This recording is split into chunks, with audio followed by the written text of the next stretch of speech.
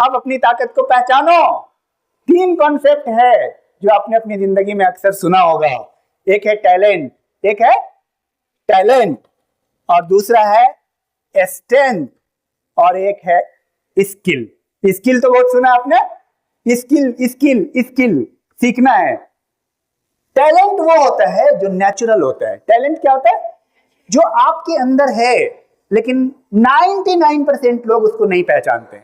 Einstein ने पहचान लिया, न्यूटन ने पहचान लिया। आप सब लोग ये सोचते हो कि तुम्हें बस नीट करना है, तुम्हें बस इंजीनियर बनना है। तुम बनते हो या नहीं बनते हो? क्योंकि तुम अपने पैशन को नहीं पहचान रहे हो।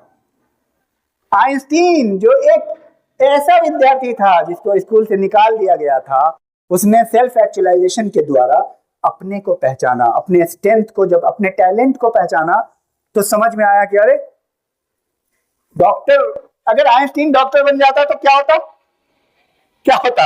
आप जानते हैं इसको? एडिसन डॉक्टर बन जाता तो क्या होता? आप जानते हैं एडिसन को? एडिसन क्या बना? इतना बड़ा साइंटिस्ट, इंडस्ट्रियलिस्ट भी बना, बहुत बड़ा साइंटिस्ट। आज आपके घर में बल्ब जल रहे हैं एडिसन की वजह से। लेकिन एडिसन अगर डॉक्टर बनता तो कितने लोगों का इलाज करता? बस अमेरिका के कुछ गलियों का।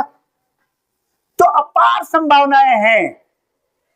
एक रिसर्च हुआ है, हर इंसान के ब्रेन का स्ट्रक्चर एक है और हर इंसान का ब्रेन एक जैसा है,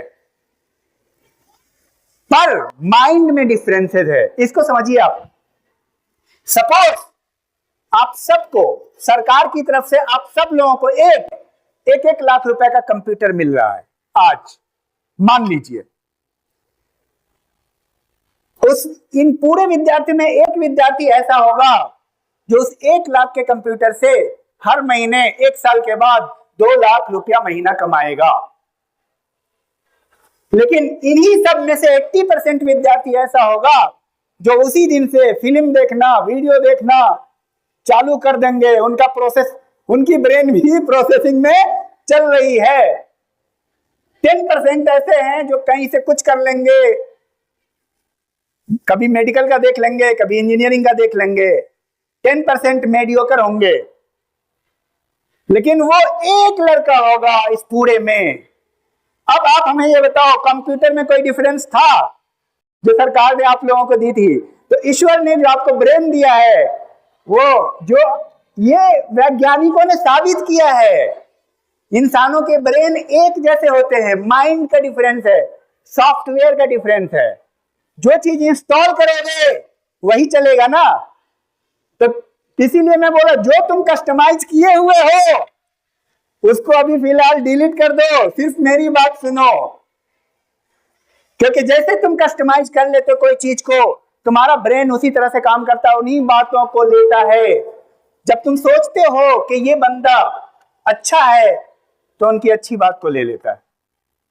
जब तुम सोचते हो कि ये बंदा बुरा है या ये बंदा गलत है तो उनकी गलत बातों को ले लेता है।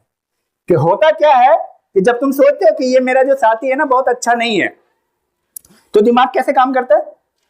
मान लो उसके अंदर 10 बातें हैं जिसमें 7 अच्छाई है और 2 बुराई है। वो अच्छाई को पिक नहीं करेगा, सीधे बुराई को पिक करेगा। दिमाग कहेगा देखो तुम सोच रहे थे ना बुरा है, ये बुरा है ही। इसीलिए सारे घरों में झगड़े होते हैं कि झगड़े की जड़ उनको सिर्फ उनकी बुराई दिखती है, उनको सिर्फ।